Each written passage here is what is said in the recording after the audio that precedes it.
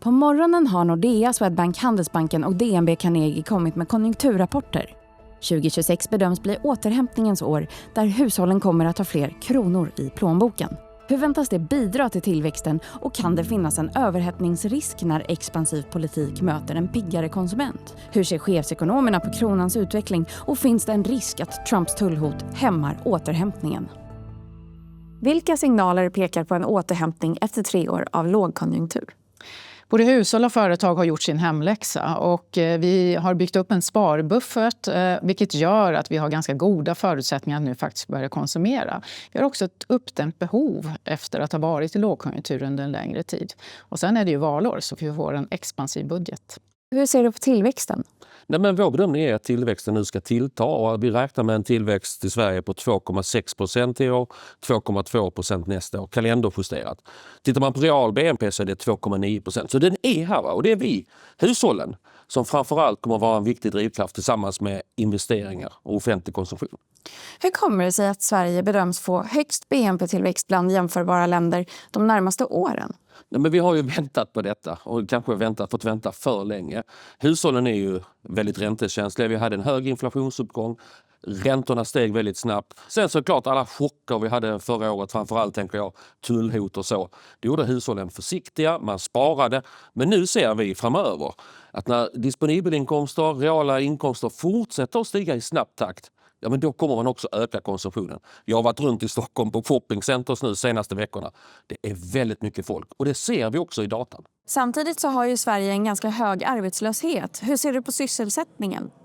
Ja, men vi räknar med en återhämtning på arbetsmarknaden också, men den släpar ju efter lite så den har inte riktigt kommit igång än. Men vi tror att under första halvåret här så kommer det vända ganska tydligt och att sysselsättningen i år kommer öka med 55 000 personer, det vill säga att 55 000 fler är i jobb i slutet på året. Hur påverkar AI Sveriges ekonomi under 2026? Den påverkar nog svensk ekonomi och inte bara svensk ekonomi. Allas ekonomier löpande mycket mer än vi tror. Den finns där överallt och ökar inte minst produktiviteten. Sen så kommer vi nog se att det kommer tillta en del framöver. Mycket av det här sker ju framförallt drivet i USA och Kina. Men eftersom vi är så integrerade ekonomi med de här länderna och med omvärlden så kommer det in i svensk ekonomi också. Samt att vi har mycket kunskap här också som jag tror att vi kommer få en ökad aktivitet även där i Sverige. Vi börjar nog se de första tendenserna där jag möter företag som säger att någon slutar och de ersätter inte den personen. Så att det kommer nog att öka, men AI skapar ju också jobb. Och är väl framförallt en möjlighet. Finns det en överhettningsrisk när den expansiva politiken möter en piggare konsument? Och hur kommer det påverka Riksbankens agerande framgent? Ja, det gör det. Det går inte att utesluta att vi beter oss lite som kor på grönbete när vi släpps ut. Och efter flera år då i en lågkonjunktur och försiktighet. Det skulle ju kunna tala för att Riksbanken behöver höja räntan lite tidigare än vad man annars hade tänkt. Hur ser du på kronan? Den har stärkts jättemycket från en väldigt svag nivå ska man säga.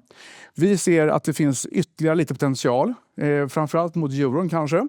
Men det beror väldigt mycket på vad som händer i omvärlden. Och man ser ju också att utvecklingen och dynamiken mellan amerikansk och europeisk ekonomi och eurodollarn spelar stor roll också.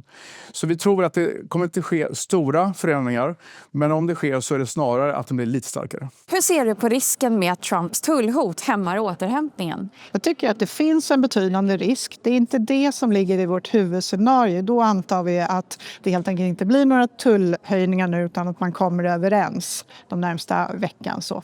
Men vi har ett alternativt scenario som vi sätter relativt hög sannolikhet på att det här fortsätter och att det blir tullhöjningar nu, 10%, eller att det skjuts på någon vecka eller 2, att det här liksom skapar en viss osäkerhet.